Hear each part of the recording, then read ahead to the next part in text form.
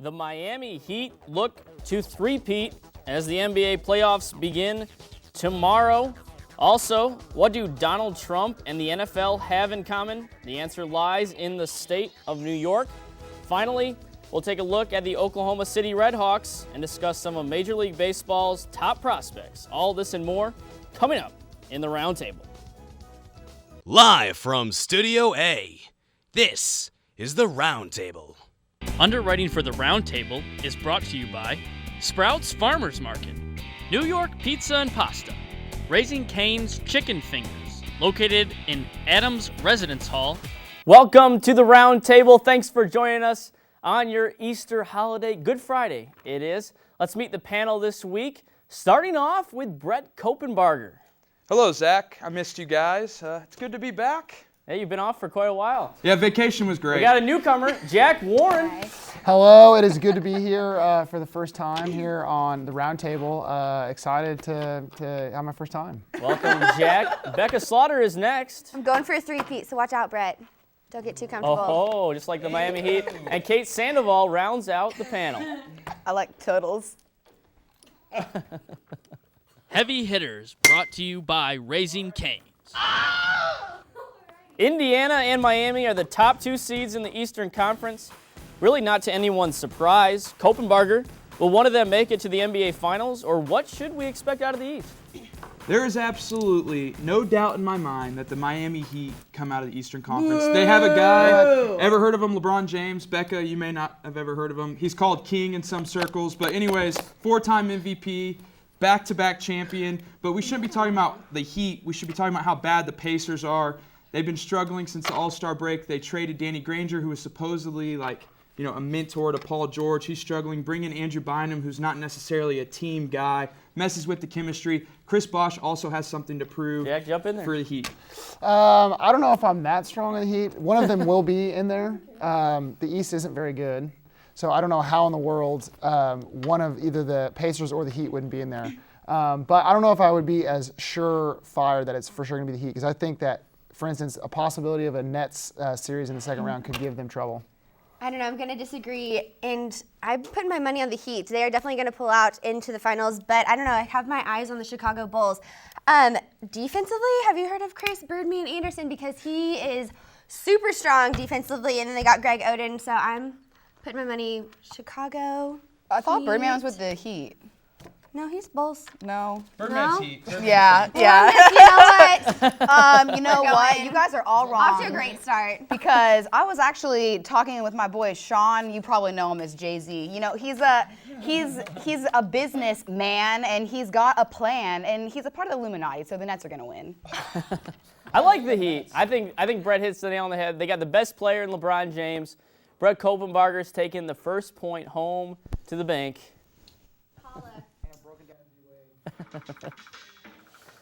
Meanwhile, the NBA's Western Conference is as competitive as it gets. Seems like any team really has a chance to win the conference. Warren, what matchup are you looking forward to the most, and who comes out on top?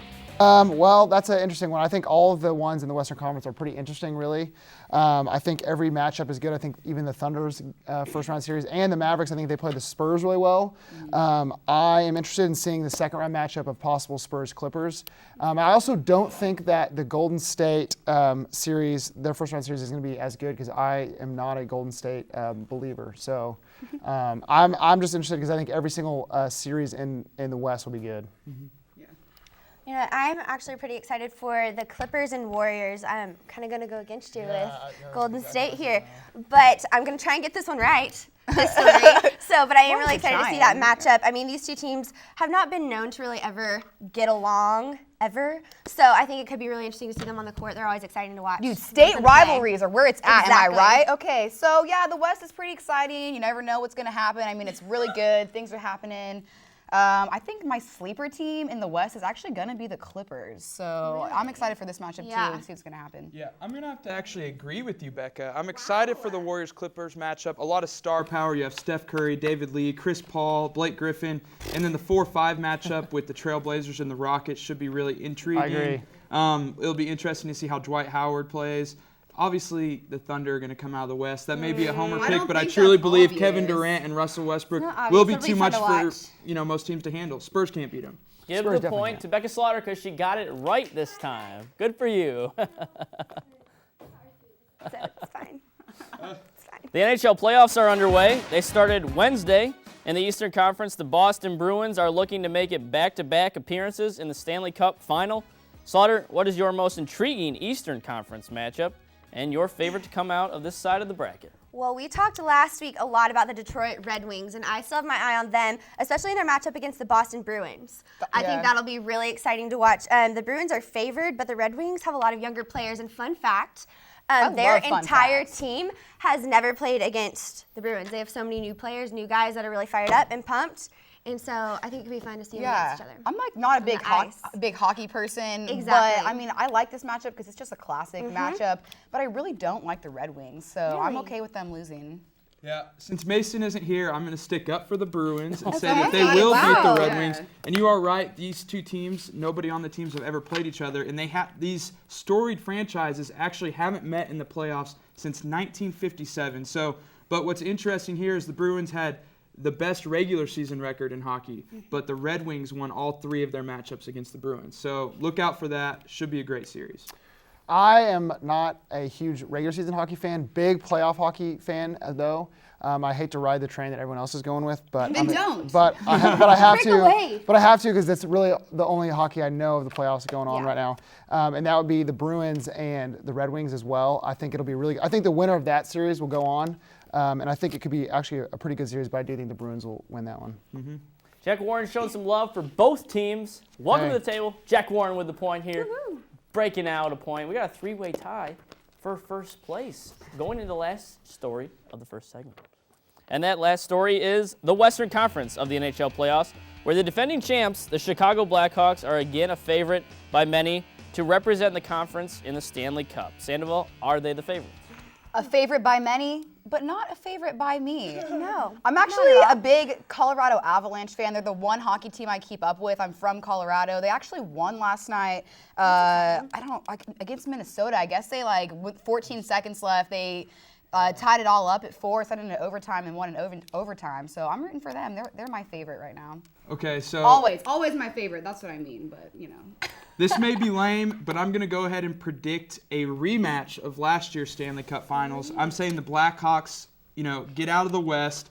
They have Patrick Kane and then Jonathan Tess coming back from injury. Taze. Sorry, whatever. It's spelled really weird. But they will make it back, and the Blackhawks will win their second consecutive Stanley Cup trophy. I'm a huge Hawks fan. I think Chicago is super awesome when it comes to hockey, and I would love to see the Hawks go, but I also think the Avalanche have a great chance. I don't know That's if you, what I'm talking I don't, about. I don't know if you saw the Avalanche game last night, but they pulled their goalie with like 3 minutes left, which we don't normally do, and one of their guys had to save a puck like inches from going in, and then they ended up scoring with 14 seconds left and winning. So it was pretty awesome. So cray. So cray. Yeah. Okay, now I'm not trying to hate on y'all. I like the shout out for the Blackhawks, but I don't think they're not necessarily my favorite either, Kate. They're not. But I'm usually one of those people who goes for the underdog in these kind of situations. So I dug really deep into this conference. You just picked the worst team, huh? I kind of do. Just to see kind of what happens. It's interesting, keeps me entertained. But I'm going to give a shout out to the Los Angeles Kings because they did not do very well during the season. They had a lot of scoring issues, but they are strong and defensively, I believe I put down, and they have some issues scoring, like I said, strong offense, but they are built for the playoff grind, which that'll really help them out against other teams who are not really built to keep up with the injuries and keep up with all of the games and the schedules. And so, I don't know, I kind of have my eye on them. They also have former Conn Smythe Trophy winner Jonathan Quick, who is guarding the goal for them. It's a bad dude. Jonathan Quick is good, but Kate went out on a limb with the Colorado Avalanche first. I'm going to give Kate Sandoval the point. Ties things up after the first segment. Coming up, leaving early to the NBA. It's what some of the top talent in college basketball do each year. We'll discuss, and the Buffalo Bills made the headlines, but for what? Find out next. Welcome to the round table. Let's get a quick recap of the scores. Brett Coppenbarger, Jack Warren, Becca Slaughter, and Kate Sandoval. Everybody who makes up the panel has a point. Going into segment 2. Brought to you by New York Pizza. There have been a record number of underclassmen who have left college basketball ranks early and declared for the NBA draft. Jabari Parker, the latest. Coppenbarger, best talent from those who have declared for the draft, and should the one-and-done rule be changed? Let me say first that this is going to be a great draft class, but the one guy that I really like is Andrew Wiggins. Great big body frame, athletic dude. The sky's the limit for him. He can play defense. He can score. He wasn't in an offense at Kansas where he could really be premiered as a scorer. I think that'll change in the NBA. As far as the one-and-done rule, of course I would love to see these guys stick around in college one more year to develop, but I don't necessarily blame guys for leaving, especially Wiggins' teammate, Joel Embiid, from Kansas, leaving early because he sees the guaranteed money and he has the back injury. He's got to take it now. So yeah, I think that there are different. I think Joel Embiid has the most potential, but I also think that Andrew Wiggins could be the most versatile, and I also think Jabari Parker is the most NBA ready right now. So I think that there's different ones. I don't really like the rule. I would love to see a baseball type rule implemented where you can leave out of high school if you want to, so you give them the choice. But if you decide to go to college, you're going to stay for 3 years so that you get them for longer, but they also get a choice to leave early if they can. Right. So I like that. I like that idea. I didn't even think about adding the baseball aspect to it, but I'm kind of looking out for Julius Randle, Kentucky's Julius Randle. He's huge, standing 6'9", 250 pounds. He's massive, massive. And the argument here, though, with him is that his defense is not up to par, but I think he's big enough to be NBA ready, but defense can always be taught. So just to say something about Wiggins, I don't think of him as a big body frame. I think he's kind of lanky. He's kind of a Kevin Durant person. Yeah. So just to throw. Kevin Durant's also 7 feet tall too. Yeah, he's kind of the slim reaper. Okay, so I like Gary Harris, shooting guard from Michigan State. He's a sophomore, but that's still qualified as an underclassman. I mean, he was clutch in the tournament. That's what you're looking for. NBA is definitely a different style of play than the NCAA, and it's all about being able to step up to the challenge, and I think he's going to be able to do that. And a lot of people with some good insight here, but Jack Warren, I like the new rule that Jack Warren is proposing here. I like that. Give Jack Warren the point, Thank you. and he jumps into the lead here. There you go. New kid on the block. Donald Trump is apparently interested in buying the Buffalo Bills of all teams and trying to keep them in Buffalo. Warren, would this be a good thing for the NFL, or is Trump better invested elsewhere? Heck yes, this is a good thing for the NFL. If you're the NFL, why wouldn't you do it? It's a gigantic millionaire that wants to keep the team in Buffalo, which is what they want. Agreed. And he would spend and bring a ton of publicity. Think about it. Mark Cuban, people don't like him, but he's a terrific owner for the Dallas Mavericks. Donald Trump would do the exact same thing. I don't know why you wouldn't be running to him for a team. I disagree, kind of. I think it's good and bad on both sides. Yes, he's got a lot of money. Yes, it could be really good, especially because he wants to keep the team in Buffalo. But we got to look at his past experience with ownership. He had the New Jersey Generals of the USFL, which they then totally fell apart. Yeah, no, did a bunch of research on this. They completely fell apart after he ended up owning them, and then he made a lot of weird decisions that ultimately resulted in the whole USFL league failing as a whole. So I think we got to look at his decision making and where his hands are. He has his hands everywhere. A lot of money in a lot of different places, and I don't know if he could commit the amount of time to this team that deserves. Well, you know what? If he does a bad job, he's fired. You're fired. But I mean, if Jack has a great point. He's got a lot of money. He wants to keep the team in New York. I'd keep him around. I mean, the haircut, we could use an update there. Yeah. Yeah, Agreed. I definitely agree with you, Jack. Donald Trump is a big name, and the Bills, in all honesty, are stuck in this place of irrelevancy right now. Honestly, it may be good to move the team, but it's good for Buffalo, and I hear that Bon Jovi's possibly interested in investing as well. So with Trump's suspect football background, hopefully he brings in a good GM, good head coach. Yeah, so. and Bon Jovi has NFL or football background that's really good. He owns an arena team that's really popular. I like Kate's jokes, but Becca Slaughter threw some knowledge on me that I had no idea about. So Becca Slaughter is getting the point. Kate, you were close, so close. What up? Hey, she helped me out. She gave me the jokes. You closed it. When we come back, the OU women's gymnastics team is battling for a national championship this weekend in Alabama, and college football is adding more bowls to the bowl season than there already was. We'll have all that and more after the break.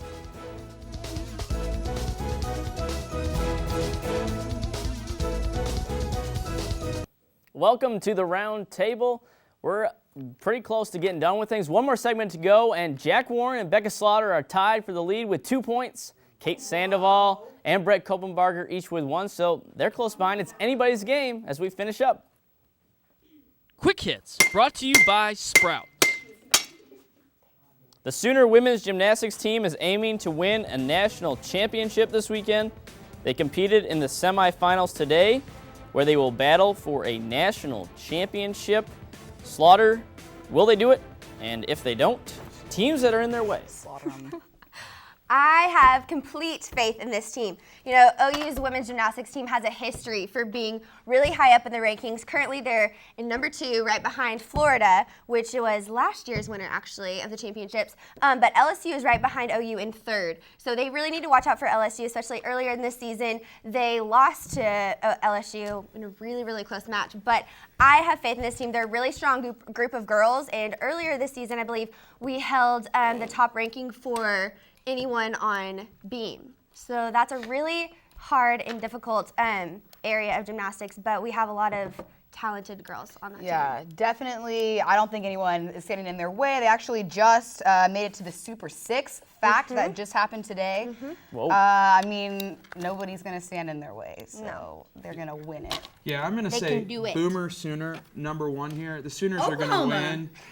Gymnastics is great, and the SEC is very competitive. Like you said, Becca, Florida's 1, LSU's ranked 3, then you have Alabama at 4 and Georgia at 6. So SEC, I guess, is good at everything, you know. And then vaults, I was reading online, are the difference for OU. New coach, and listen to this name, Lou Ball. What a slick name. Lou Ball. There you go. I think something it else. That's our sounds new like, coach. Yeah, it sounds like OU has a great shot, from what I understand. I'm pretty sure that the other semifinal is happening tonight, probably around when we're speaking right now, with Florida. Last night, I believe though that they finished the highest point total. So that's pretty impressive, and I think OU has a great shot. Kate Sandoval's jumping into a tie. She gets the point, Shout out. telling us Pull 'em out. what's Pull 'em going out. on right now, keeping us updated. I like it. Keeping us updated.